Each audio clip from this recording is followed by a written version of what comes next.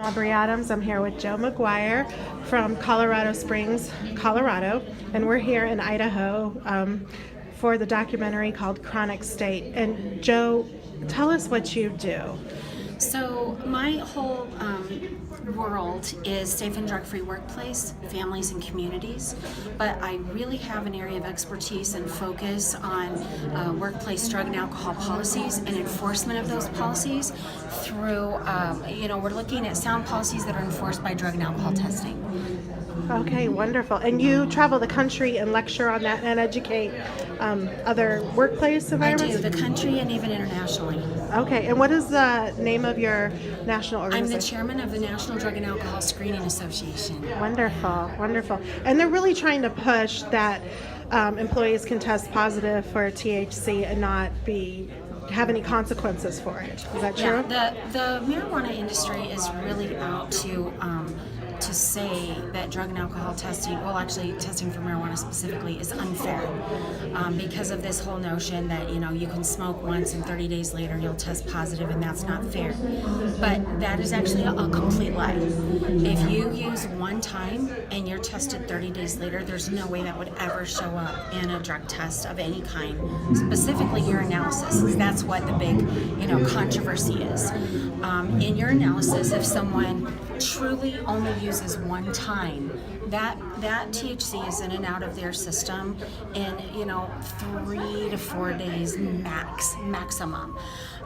Your analysis captures THC from the chronic user, the person who uses regularly. Okay. So what employers need to understand is this whole notion of it's not fair, I used 30 days ago. It's a misdirection. It's a tactic. It's like, the dog ate my homework, or it was my roommates, or, my wife smokes all the time, so that's why I test positive. None of those things are actually accurate.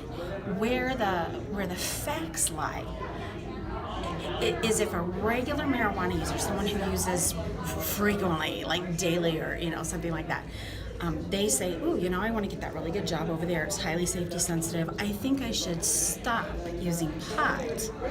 Then that person who ceases to use after a long time of regular use, then it could take 30 days to get out of their system.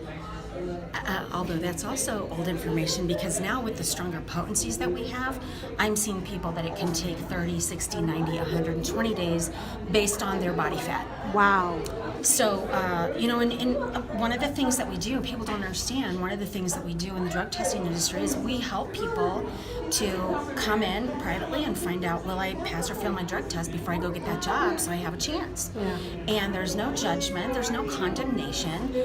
We're just saying, yeah, let us help you. What can we do for you? And explain how the process works and what it means. And we go to bat for people with the employer to help them understand what do cutoff levels mean, and all of those things. So I pretty much spend my entire career just working through those issues and helping employers to understand you do not have to be afraid of your drug and alcohol policy with legal pot. You maintain your policies, but what you do need to fear is the marijuana industry coming after employers and restricting our rights to test, restricting pre-employment hiring, post-accident testing, what they call suspicion-less drug testing, right?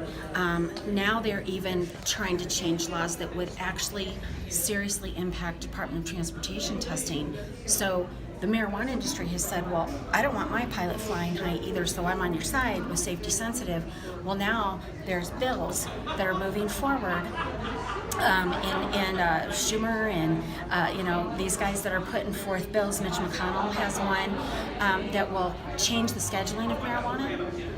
And the way that they're written, they would restrict HHS ability to keep THC on the drug panel. And if THC comes out of the HHS regularly tested substances, then the United States Department of Transportation can no longer test for it. And what's HHS? Health and Human Services. Okay. So if you, because HHS is who certifies the drug testing laboratories, right? So it's a serious set of dominoes. And so I'm going to say directly to the marijuana industry, you want to get in your airplane with your pilot having just hooked up? Is that what you want? Do you want your children getting on the school bus and the school bus driver is high? Are we going to be on the same page on that one or not? Wow. So let's think about what we're doing, because what I found in the industry is it's never enough, and we're more concerned about the right to get high than about people's personal public health and safety. Amen. Amen.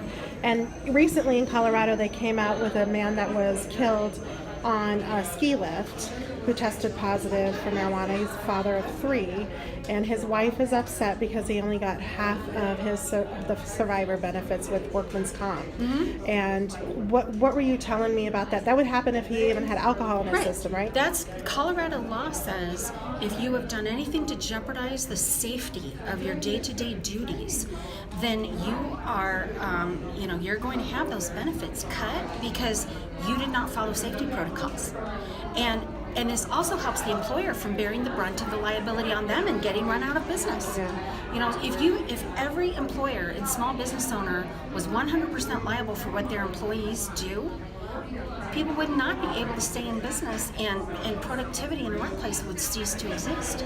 So that law helps protect the employer. It actually helps incentivize the employee to follow the policies and to work safely. And unfortunately, it's so sad that this gentleman, he made a different choice. He knew, he had to have known that there was some risk. And while my heart goes out to the family, the law is what the law should be. And yes, if it were meth, if it were opiates, if it were cocaine, if it were alcohol, it would still stand. Yes. And you don't exempt THC from that because it is impairing. What is your message to other states that have not legalized after witnessing and being part of what happens in Colorado? So people, they hear all the time that everything is working so great in Colorado, it's this huge boom. We're actually only just barely 4 years into retail marijuana, and what we have is chaos. We have is utter chaos. We have employers who can't hire someone who they can't find someone who can pass a drug test. We have employers who are interviewing 45 candidates before they can find one qualified candidate who is not so impaired that they can't function. So my suggestion to you is, I said this years ago before Colorado passed it, and I still say it today. You open a can of worms and you can't put it back. And this thing is, it's not just a bad idea and bad policy. We are not thinking about the consequences. We're looking for some kind of instant gratification on the dollars, which, by the way, don't ever come through. The costs are always greater. But the bottom line is, don't do it, don't do it, don't do it. It's not worth it. It creates more problems than than any resolution. And when I'm asked, which I frequently am, tell us the good side, Joe, I say, we're still waiting.